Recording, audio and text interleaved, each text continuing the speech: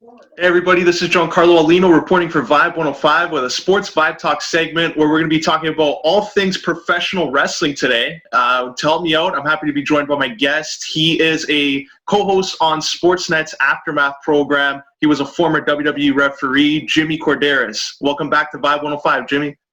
Oh, thanks for having me back. It's been a while, so I miss you guys.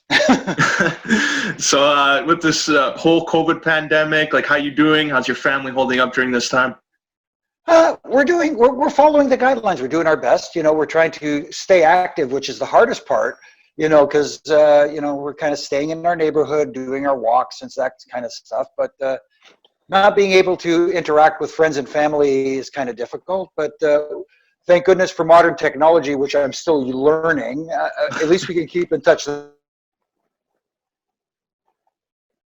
that way and make sure that everybody's okay. Yeah, also this has also changed the way a lot of sports programs have been doing their business and leagues and so forth. How has this impacted your show on Sportsnet? Well, now we obviously we're not going in studio to do our show. We're doing it. Everybody's doing it from their own home, kind of like what we're doing right now. So again, speaking of modern technology, it has allowed us to continue our show. It's more of an online presence now as opposed to being on Sportsnet 360. So the Sportsnet YouTube channel, we're live on Fridays. We do segments throughout the week, like stuff I like to do, like win and fail and whatever's topical and pick somebody's brain. Like Anthony's got some great stories, and Nug's take when he, everybody's got a different point of view watching wrestling from a different set of eyes. And it's nice to get all these different perspectives, and it's cool that we're continuing to do it. Yeah, and WWE and also All Elite Wrestling, they were really the first ones to kick this off with this whole new norm with no fans in attendance. The UFC followed suit. They kind of did something similar to what WWE was doing. So how do you think 2 months in, they've adapted to this new norm of having no spectators? I think they're doing okay. One of the most difficult things about doing professional wrestling is you're looking for that automatic feedback from your audience, because they're the ones that are telling you, okay, this is working, this isn't working. This they're reacting to this, and then when you don't hear a reaction, now you know that they're not invested. And without a crowd there to feed off of, it's hard to tell. And I like the idea. AEW did it first, where they put some other talent in where the audience would be spaced out to make some noise, and some noise is better than no noise. Yeah. So it added to their presentation. I'm glad to see that WWE, it took a while, but they finally adapted that process, added the plexiglass, which kind of gives it that hockey feel. And I know people are saying, oh, why did they put the plexiglass? I don't mind it. I think it's different. It's cool. Everybody has their own presentation. It's cool. But adding that noise definitely adds an element to the presentation. You got that background noise instead of silence. Well, it's not silence because you hear all the grunting and groaning in the ring and people taking their bumps. But, almost like a fan thing. The only drawback to that is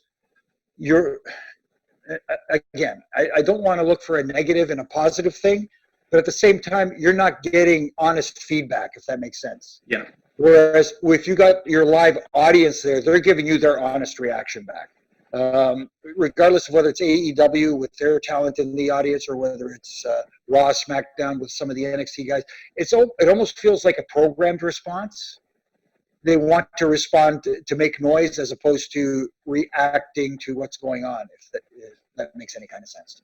Yeah, so it's like, because I saw Raw, I like the way they did that though, with the plexiglass around, and it kind of adds a different element to their presentation. Now going forward with, especially pro wrestling, like you were talking about, you need that immediate feedback. So how does a creative team get a better gauge of what's getting over with the fan base, like what's working, what they should stop doing? Like how does that difficult for the creative team?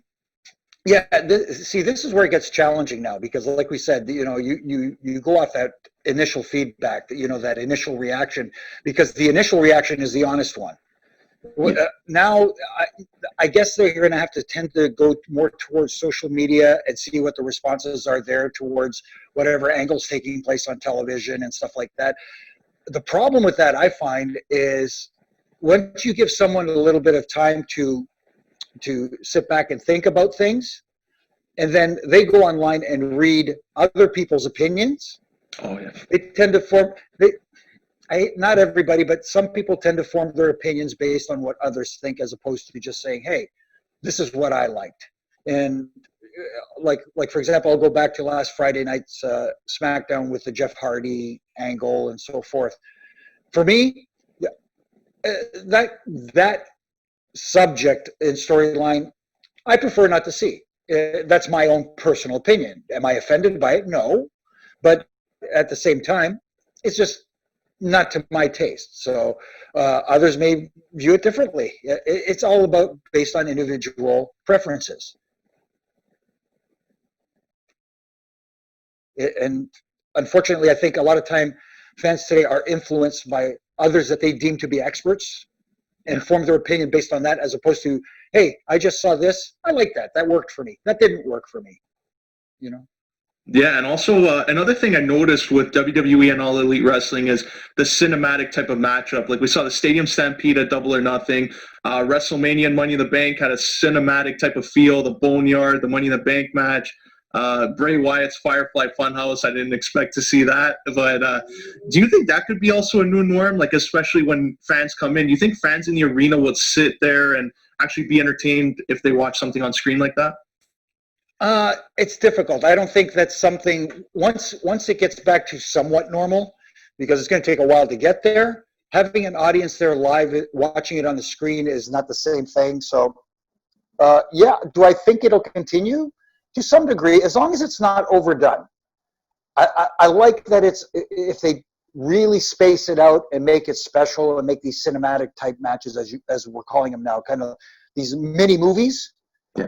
As long as they space them out and make them feel special, cool. But if they happen at every pay-per-view, if they happen at, throughout the year, several times throughout the year, then it loses that special feeling. The reason it's working now is because there is no audience there. So this has opened up a creative opportunity for all companies to try different things and see what works. And when this is the bad use of the term, when you have the luxury of not having an audience there, you can experiment with this type of match, if that makes sense. With an audience there, I think it loses some of that. I don't want to buy a ticket to go to an event to watch something on the screen. Yeah. That's why I pay for the pay-per-view on television. You know what I mean? It's two different things. For those just joining us on Vibe 105, this is Giancarlo Aulino with a Sports VIBEtalks segment, being joined by Jimmy Korderas of Sportsnet's Aftermath. Jimmy, like you're just talking about there, like the experience, and some fans now, when they're watching either WWE or AEW, they're noticing that there's some celebrities being involved, some pro athletes transitioning into pro wrestling. We saw Gronk win a title at WrestleMania. Mike Tyson is coming back into wrestling, it looks like, against Chris Jericho. So what are your thoughts on pro athletes stepping into pro wrestling? And do you think it translates well when they're not really, I guess they don't have that type of training to take bumps and all that and work a crowd the way that wrestler does? It's like 6 of one, half a dozen of the other. You mentioned Gronk. Gronk is a great personality. He's over the top. He's a lot of fun. He fits right in with sports entertainment, if you know what I mean. Then you get someone like a Mike Tyson who has that name recognition throughout the world, and I think there's an opportunity there for AEW to attract an audience outside of that diehard base that they have right now that they can't seem to expand beyond. You know what I mean? So if used correctly, having Mike Tyson there is a good thing. I think trying to recreate a moment that happened several years ago may not be the ideal situation for him, but incorporating him into a story where you can best benefit, having someone like a Mike Tyson, having that name recognition, definitely I'm all for it.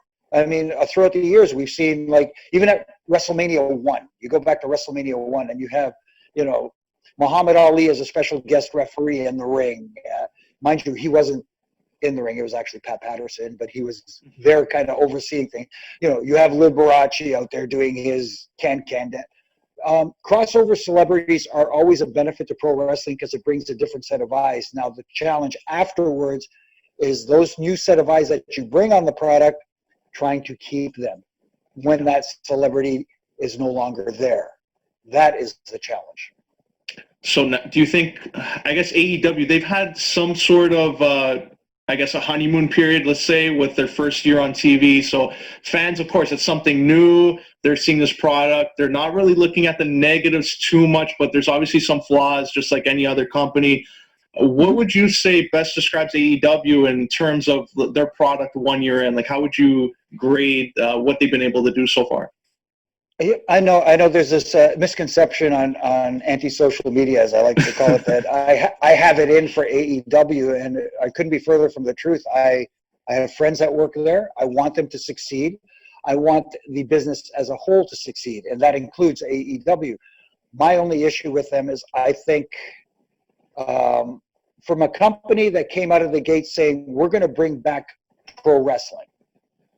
That was it's going to be a more sports-like feel to the presentation, and wins and losses are going to matter. We're going to have a ranking system. Other than the ranking system, they haven't done what they actually promised. I think they have gone way over the top. I get that the business evolves. I always compare. I like to make these little comparisons, like the evolution of the tire. Like when it first was invented, it was made of stone. We had a stone tire. Then it was wood. Then we became rubber. Then we became vulcanized rubber. Then we improved it, run flat tires. But at the end of the day, the tire is round. So you can't, although you can evolve the business, you can't stray away too far from the basic that this is what the business is based on. And I think at times they go over the top with some of the high spots. I think some of the psychology and some of the matches, I don't want to say it's lacking. It just a match should connect the dots from beginning to end, and a lot of times I don't see those dots being connected. I think that's one of their flaws, is they're trying to be a fireworks display show. Hey, look over here, see what we got. And at times the show has to do this. If you can see my hand going up and down. Yeah. There has to be ebbs and flows. You have to, I think they're trying too hard to appease a certain core audience, and I think that's what's hurting them right now. Is they're trying to appease this audience, and there's a whole audience out here that they could do a little bit of everything, if that makes sense. You don't need to be just one style.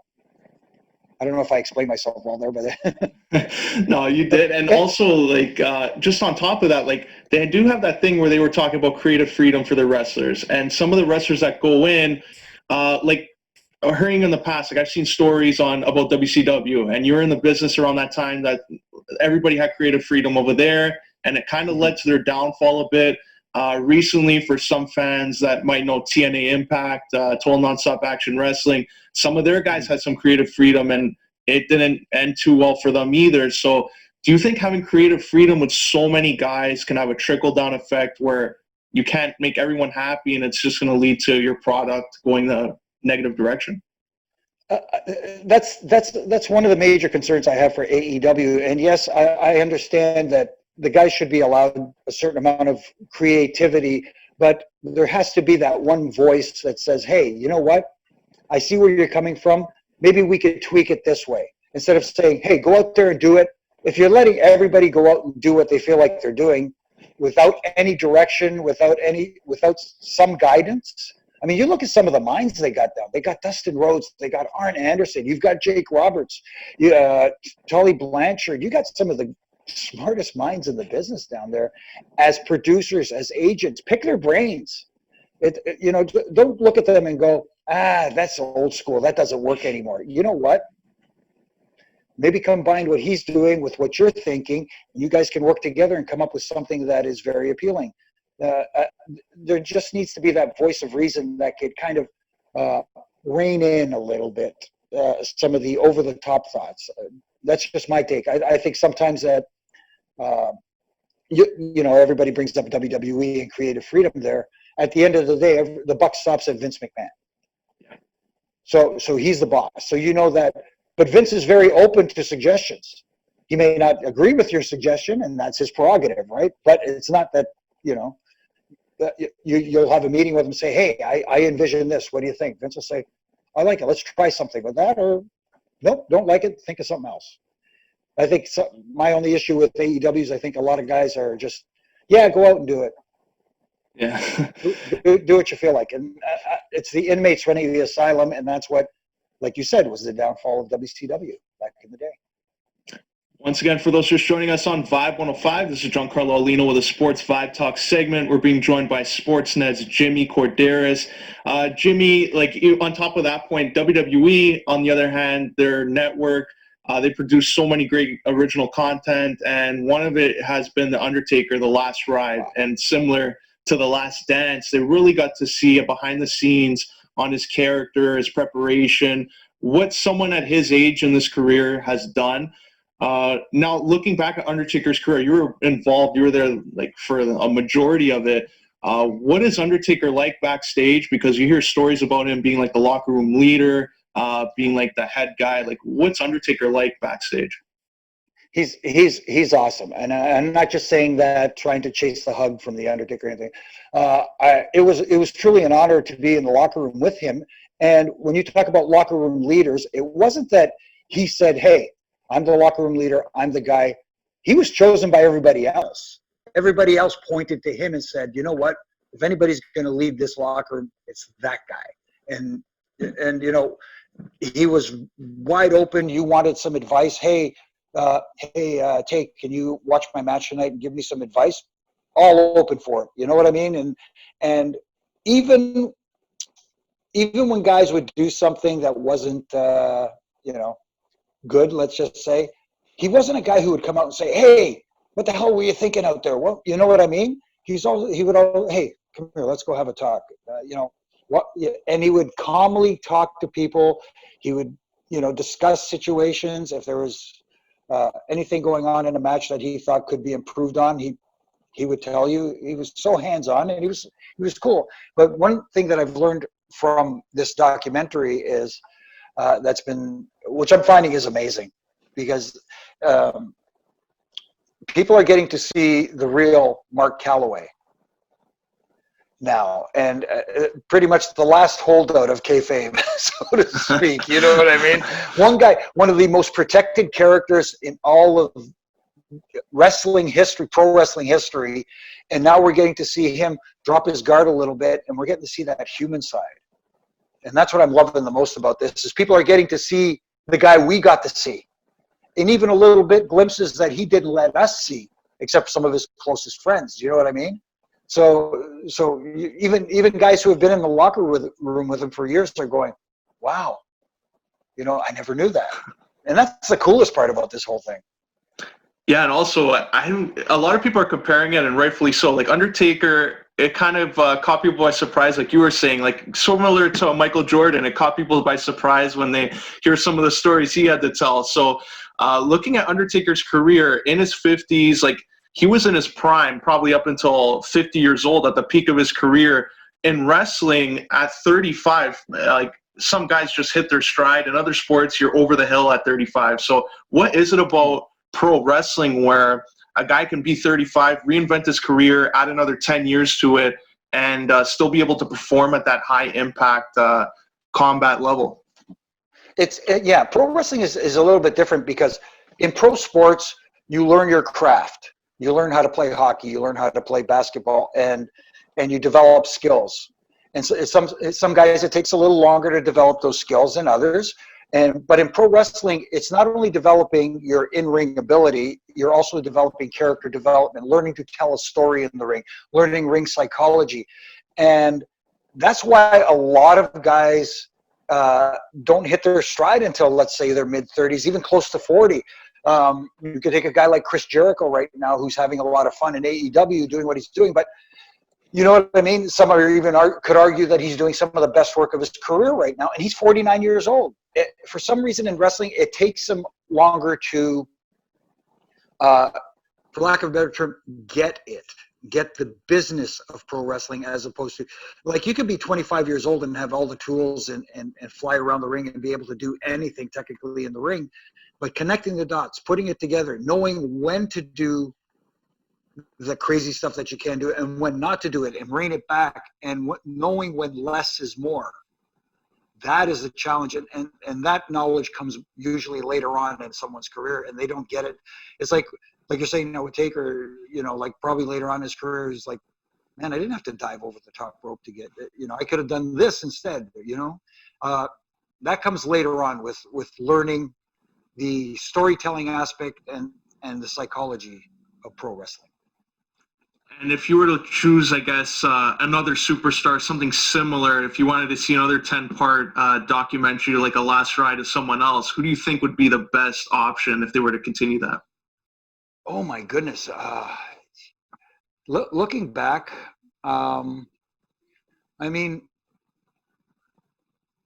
think, you know what? There's a lot about Shawn Michaels that he's gone through different stages in his life. The early stages where he was a handful to deal with in the WWF at the time, and those stories have been well documented, and then him kind of taking a break from pro wrestling and rediscovering himself as a person, and then coming back. And when he came back, everybody kind of, are we going to get the same old Shawn that's a handful to deal with, or are we going to get a new Shawn? And we ended up getting a different version of Shawn Michaels, who was actually a pleasure to have in the locker room and be a leader and be a teacher and give back. I'd like to see that story told from old Shawn, the I don't want to say troublemaker, but let's just say a handful, to new Shawn, who is now a teacher and teaching the next generation, if that makes sense. Yeah, I agree there. That'll be an interesting one. Once again, for those just joining us on Vibe 105, this is Giancarlo Aulino with a Sports VIBEtalks segment with Jimmy Korderas of Sportsnet. Jimmy, just to transition a bit, talking about the WWE Network, I actually remember a time, like this probably, I don't want to make you feel old here, but about 10 years ago, you and Karl used to go down to Colossus and Vaughan. And a few friends of mine, we always used to go to the pay-per-views, and we'd see you guys there, very approachable guys. So what about this experience, I guess, from a fan base with the WWE Network? It's kind of been like eliminated a bit because not all the pay-per-views are being shown, and maybe the odd WrestleMania will be in theaters. Do you think like the network has changed the viewing experience or had a bad impact on it? I won't say bad. It's had a different impact on it because it's made it more convenient for people to watch from their homes. Adding so much different content now, like we talked about the documentary specials, which have been really good. That's one thing you got to give props to the WWE for, is their WWE 24 and their documentaries have been actually really good. But you can go back and look at old content. You can go back and look at old SmackDowns and old Raws and old pay-per-views and that kind of stuff. So I don't want to say it's been bad on the internet. It's just changed it, and sometimes, for lack of a better, it's nice to get out like the old days and go out and have those pay-per-view parties somewhere, and where you get together, where you get together with other fans and you get to, enjoy it together. And even though you can't be at the venue where the pay-per-view is taking place, you still get to enjoy it with other wrestling fans. That being said, I guess you can have pay-per-view parties at home. So, you invite your buddies over and stuff like that, but still, it's only like, it's different. I'll leave it at that. It's different. It's, again, I wish things were like the old days where you can, actually, you brought up, like some fond memories. I used to like those days at Colossus pay-per-views and stuff now. Maybe it's something that can make a comeback. I mean, like right now they're thinking about bringing back the drive-in movies, right? Yeah. So that, hey, what if you do drive-in pay-per-views? Be interesting. And then everybody, something happens, big high spot, everybody honks their horns or something. There's an idea right there. Everyone at Colossus, Cineplex Vaughan, Cineplex in general. There's Jimmy Korderas' idea. Let's run with it. But like even in terms of wrestling now, like NXT has been expanding more globally, and with the network, they've been able to go to the UK. They produce their own show over there.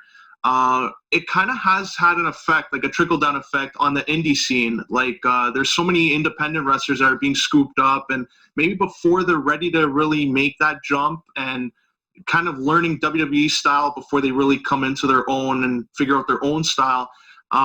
Like schools right now in Toronto, we have Superkicked, Anthony Corelli's Battle Arts Pro Wrestling. I got a chance to go down there last year, and some great wrestlers. So do you think that this might be a situation where indie wrestling might be become a thing of the past once all these companies start building their own feeder systems? I don't think so. I think there'll always be room for indie wrestling because it's a grassroots level. Everything has a grassroots level. So, and you need to bring in new stars from somewhere. And I will say this: indie wrestling is a good place for guys to at least establish a base of learning. But at the same time, you mentioned going to NXT and learning the WWE style. Definitely, WWE has a style, and one thing they could learn from a place like NXT is, and I'm speaking for them now, is kind of break guys of their bad habits in the ring. Like, the only issue I have with indie wrestling is sometimes guys, like I said, form certain habits that, on a bigger platform, on a bigger company, maybe wouldn't fly. But that's the art of this business, is you learn, and what I talked about earlier, as you get older, as you mature, as you learn from others, ask questions. Don't be afraid to ask questions.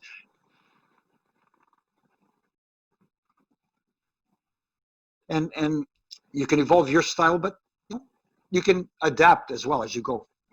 But as far as the indie scene, I don't see it going anywhere. I would like to see it less spread out, if you know what I mean, like everybody trying to start their own promotions. I'd like to see, like you mentioned, Smash and Battle Arts, and almost like the old territory days. You guys do here, we'll do here. We'll trade talent back and forth, and we'll work together, so to speak. That'd be kind of cool, I think. Yeah, and like some of the wrestlers that come up there in the indie scene, how would you say, like, what advice would you give to like a wrestler, even a referee coming through the ranks down there? Like, if they want to be seen by WWE, what kind of pathway should they steer towards during that process when they're developing? Again, it's a huge learning curve. I mean, like, at that level, at the indie level, you're still trying to find, feel your way and find your routes. Is that even a term? I don't even know. But you know what I'm trying to say. And for wrestlers, it's a little bit different. Referees, again, what I would suggest is go back and watch, especially the referees. Watch the guys who do it right. And I again, not trying to toot my own horn, but you look at guys like Mike Chioda and Charles Robinson, and from a referee standpoint, referees are not there to they're there to be invisible and help the guys tell their story until you need to be visible. Unfortunately, nowadays, I see a lot of referees who tend to be a little too visible and a bit of a distraction, but that's just my own personal thing. As for in-ring guys, as for wrestlers, again, watch the greats. I watched an old match recently from WCW. It was from, I want to say 1992. It was Ricky Steamboat versus Rick Rude. It was like an old school classic match, but watching it today, this is fantastic. Like almost what, 30 years later? This is, and I'm like, a match like this could still work today without having to do all these twisting, burning 450 hammer Phoenix splashes. Guys need to learn how to tell stories first and foremost. That's just a long way to get to that answer. Guys need to learn to tell stories in the ring, and sometimes less is more. You don't have to break your neck to tell that story. Yeah, I agree with you there. Jimmy, just to transition a bit to, I guess, the documentary side of wrestling, you were involved with Dark Side of the Ring. You took part in the season finale, with the detailed Owen Hart's passing. Like, how did that whole process come about? Because we see throughout the season they had some guys come in and they were regulars like Jericho and Jim Ross. So how did they approach you, and did you have second thoughts a little bit about that because of how close you were to the situation? Yeah, well, I don't know about second thoughts, but I had to think about it because for lack of a better term, it does open up old wounds. Being, like you said, being so close to the situation. And I was contacted by Evan and Jason and asked if I would be willing to chat. And they were very respectful. They were very cool. They're very good guys. They are good guys, and they mean well. So after a little bit of back and forth, I felt comfortable talking about it with those guys because I knew they would, for lack of a better term, they weren't looking for clickbait or anything like that. They just wanted to tell the story. So in that sense, I felt comfortable. It was a little uncomfortable, going back and you start remembering things that you had forgotten or at least walked away, if you know what I mean. In the sense that it brought back a lot of tough memories, it was tough. But again, Jason and Evan were very, very cool with making me feel comfortable though. As a series as a whole, like, what do you think it has done to pro wrestling? Like, do you think it's changed the perception at all from a casual viewer? Because some of the stories they went after there, like Dr. D, what he did to the reporter, like the Brawl for All, what it did to some of those guys like Bart Gunn. What do you think it does for the industry in terms of casual viewers? That's interesting. I wish I could speak for them. I wish I knew how they felt about it. I know on one hand you could say that it kind of probably will chase the casual viewers away and say, hey, you know what? I knew there was, like any other business, there's a side that's kind of not so good to pro wrestling, and this just confirms it for me. But that's pretty much any industry. If you delve deep enough into any sports or entertainment entity, there's probably some dirt you can dig up somewhere on somebody or anything like that. I thought they did their best to make it as factual as possible in most cases, and they did a good job. What I'd like to see going forward is maybe they could start a different, trying to look at a glass half full here. Maybe they could start doing a series called The Lighter Side of the Ring, where we start seeing some feel-good stories come out of pro wrestling and shine a positive light as opposed. I know we live in a society today where everybody wants to get the dirt. Why not? Let's focus on the positive. There's enough negativity in the world. We should start at least try to look at the bright side of things. Yeah, and also like throughout that episode that you were on, also they had Martha Hart and her kids both on it. Like, we never really hear their aspect of it, their side of the story, and I think this was a fair way to really get their side and help people understand more of their reasons for not allowing WWE to maybe celebrate his career, maybe give some sort of closure. I don't know if you could really get it 100%, but another one that I really found to be interesting was a opening episode about Chris Benoit, Eddie Guerrero. You got to see David Benoit's story, and a lot of people like get to hear like he had to go through a lot. He's kind of been the victim even more in all this, and he's a sole survivor of that. So what do you think this does for David Benoit? Like, I know he wanted to get into pro wrestling. Does this maybe still turn him away from some promoters from signing him?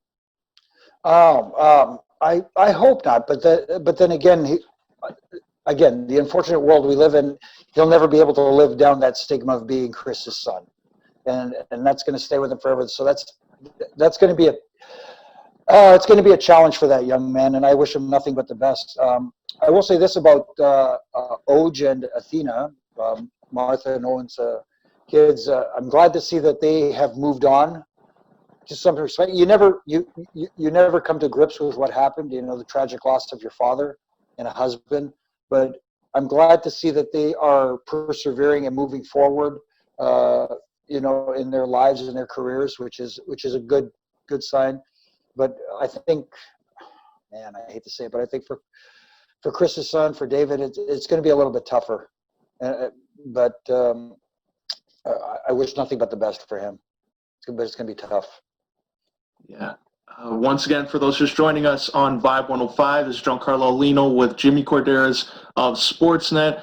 Jimmy, just a couple final questions here. I got to ask when they heard that you were coming on. A few people wanted to know your opinion on this. You were in WWE during the Attitude Era, and after Mike Tyson showed up in WWE, WCW during the NBA Finals brought in Dennis Rodman and Karl Malone. What was the feedback backstage when you heard Dennis Rodman, who is a big star on the Chicago Bulls, shows up on Nitro? There was it was almost like, oh my God, they got Rodman, but at the same time, everybody kind of knew, yeah, but we got the baddest man on the planet. We could do a whole lot more. Dennis Rodman, very, over the top, flamboyant, and they could have a lot of fun with him, especially pairing him with Hogan and stuff like that, the NWO stuff. But I think they thought they could do a more serious angle with Mike Tyson, and I think they did. And obviously there was that, we're going to outdo these guys for sure kind of thing. So, I don't think there was a lot of, oh no, they got Karl Malone and Dennis Rodman. I think it was more like, I think we're better off with Mike Tyson. I think that was the feeling they had anyway. Yeah, and final fan question sent in here. Jimmy, if you can set up a match right now to headline either pay-per-view, WrestleMania, what would be your ideal main event? Oh my goodness,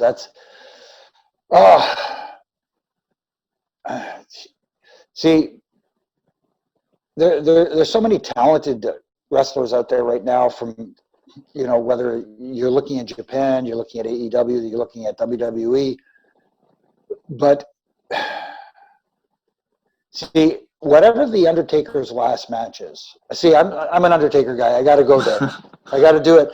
See, and as we discovered in the documentary, he needs to have the wrestling chapter of his life closed. He needs to go out under his terms, if that makes sense. He has to feel good about his exit. And man, it's just that who's going to be that guy to stand across the ring for him to give him that the proper send-off that he needs. And sometimes I think is it somebody from the past that they could bring back, or should it be someone from today, a current guy, to benefit from that last match against The Undertaker? And I know that they already had their match at WrestleMania, and when Roman Reigns feels comfortable coming back, maybe he's the guy. But at the same time, I don't know. I wish I had a good answer for you. It's just there's so many possibilities here, but I think whatever the last ride of The Undertaker, his last match, whatever that is I want to see it because I know he's going to do it right. Well, I wish I had a better answer. I wish I had a better answer for you, like a definitive this guy versus that guy, but it's all just good. So many possibilities. Undertaker's last match, I think a lot of fans would agree that'd be something that they'd want to see, much like Ric Flair, even though it's not it doesn't have to be like a 10-star or whatever some people want to call it, but it doesn't have to be the all-time classic. But if it's something positive that does something, and storytelling-wise, I think, that's a great choice here, Jimmy. But really quick, because you brought it up, that Ric Flair's last match was Shawn Michaels. Everybody remembers that classic moment at the end of the match. They zoomed in on Shawn Michaels' face. He looked at Ric Flair.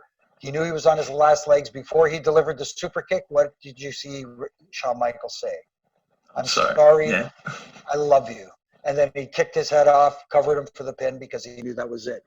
That's emotion. That's storytelling. That's what people get invested in. You know what I mean? So I could see a moment like that happening with The Undertaker. Well, on that note, Jimmy, before we wrap up here, how can our listeners follow you on social media, and how can they see you on Aftermath on Sportsnet? You can follow me on Twitter at Jimmy Korderas, on Instagram at Real Jimmy Korderas, because I guess somebody took the Jimmy Korderas one, so I had to put Real in front of it. But anyway, so I'm there daily. I do my daily ref and rants, which I try to have a little fun with and just, again, spark some discussion. And as far as our Sportsnet Aftermath show, we are live on Fridays on the Sportsnet YouTube and Facebook pages at noon on Fridays. Myself, Caroline Shved, Nug Nargang, and the former Santino Morella, Anthony Corelli. And during the week, we have little videos put up as well where we do our wins and fails and little chats about whatever's topical at the time. And again, those can be found on the Sportsnet YouTube channel and Facebook channel. Well, Jimmy, I'd like to thank you for sharing your time and coming on Vibe 105 to talk wrestling with me. And I wish you all the best. Stay safe and stay well. Thank you, my friend. And you guys too, stay safe and stay well. And thank you for having me. Thanks a lot.